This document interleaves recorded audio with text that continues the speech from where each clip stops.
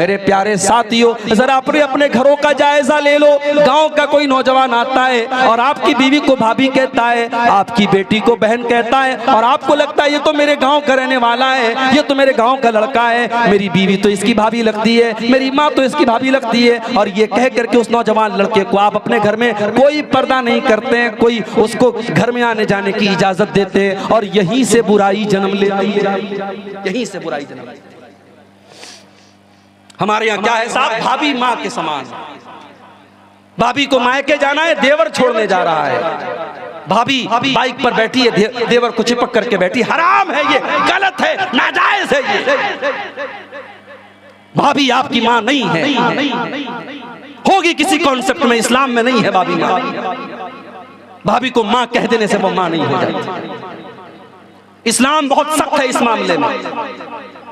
इस्लाम तो यहां तक कहता है, अगर किसी औरत ने किसी बच्चे को पाला है, पोसा है, वो भी उसकी मां नहीं है जब तक कि दूध नहीं पिलाती।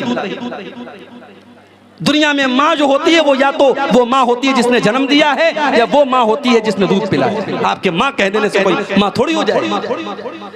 हमारे यहाँ देवर भाभी के बीच में बड़ा हंसी मजाक चलता है।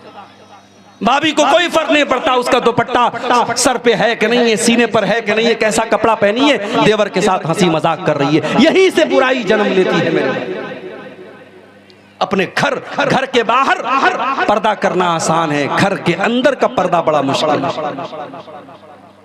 इस्लाम ये कहता है देवर के लिए भाभी, भाभी के लिए देवर मौत है, जीजा के लिए साली, साली के लिए जीजा मौत है। वो रिश्तेदार जिन रिश्तेदारों से शरीयत आपकी बेटी को कहती है पर्दा करना चाहिए, जब आपकी बेटियां जवान हो जाएं, जब आपकी लड़कियां जवान हो जाएं, अपनी बेटियों को सिखाओ, बेटी जिस तरीके से तुझे गांव के और लोगों से पर्दा करना है, तेरी खाला के लड़के से भी तुझको पर्दा करना है, तेरे मामू के लड़के से भी तुझको पर्दा करना है, तेरे चाचा के लड़के से भी तुझको पर्दा करना है। ये कजिन ब्रदर जिनको कहा जाता है, ये चाचा के लड़के, ये ताया के लड़के, ये मामा के लड़के, ये सब आपकी जवान बेटी के लिए गैर महरम है। उनसे निकाह हो सकता है, उनसे शादी हो सकती है, इसलिए उनसे पर्दा करना चाहिए। इस्लाम औरत के मामले में बहुत सेंसिटिव है। इस्लाम ये कहता है कि औरत के ऊपर गलत नजर डालने के पहले सोच लो कि तुम्हारी बहन और बेटी पर भी कोई गलत नजर डालेगा। इस्लाम ये कहता है जब तुम ये चाहते हो तुम्हारी बहन को कोई और न देखे, तो तुम भी किसी और की बहन को मत देखो। फेसबुक पर लोग बहन बना लेते हैं।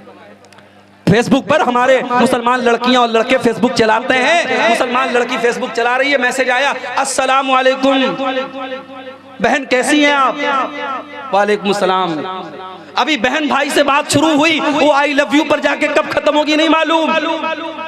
इसीलिए मैं कहता हूं कि सोशल मीडिया आज बेहयाई और ज़नाकारी का बहुत बड़ा अड्डा बनता चला जा रहा है। और मैं अक्सर हदीसों में तकरीरों में वो हदीस भी पेश करता हूं। अल्लाह के नबी ने फरमाया, जब एक मर्द और एक औरत जब अकेले में मिलते हैं तो तीसरा वहां शैतान होता है। अगर फेसबुक पर भी एक लड़का लड़की अकेले में बात कर रहे हैं, व्हाट्सएप पर लड़का लड़की अकेले में बात कर रहे हैं, तो तीसरा शैतान मौजूद है। चाहे वो लड़का बहुत मुत्तकी और परहेजगार हो, वो लड़की बहुत बड़ी आलिमा हो, मदरसे में पढ़ने वाली नेक लड़की हो, तब भी अगर एक लड़का और लड़की फेसबुक पर, व्हाट्सएप पर, इंस्टाग्राम पर, टेलीग्राम पर, किसी भी प्लेटफॉर्म पर अगर बात कर रहे हैं तो तीसरा शैतान वहां पर भी मौजूद है मेरे।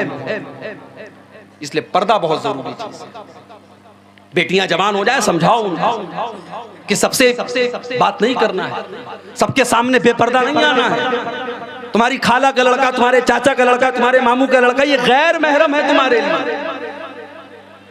हमारे लड़कों के दोस्त आते हैं घर में, हमारी बहन चाय लेकर के आती है, भाई के दोस्तों के सामने चाय ला कर रखती है। क्यों भाई? कहते अरे यार मेरी बहन है तो मेरे दोस्तों की, तेरे कहने से तेरे दोस्तों की बहन हो जाएगी। आपको मालूम नहीं है जिन दोस्तों को आप अपने घर में लाते हैं और आपकी जवान बहन उनको चाय पिलाती है, वो दोस्त आपस में जब जाते हैं तो कहते हैं यार फलाने की बहन तो माशाअल्लाह बड़ी खूबसूरत है, उस पर कमेंट बाजी होती है, आपको अंदाजा नहीं। आपकी बहन है, दूसरों की वो बहन नहीं है। इसलिए बहन वाला मामला मत रखिए। आपके दोस्त आए तो घर में कोई ऐसा कमरा बनवाइए, घर में कोई ऐसी जगह बनवाइए जहां औरतों की एंट्री ना हो और महरम और गैर महरम का फर्क आपके घर में।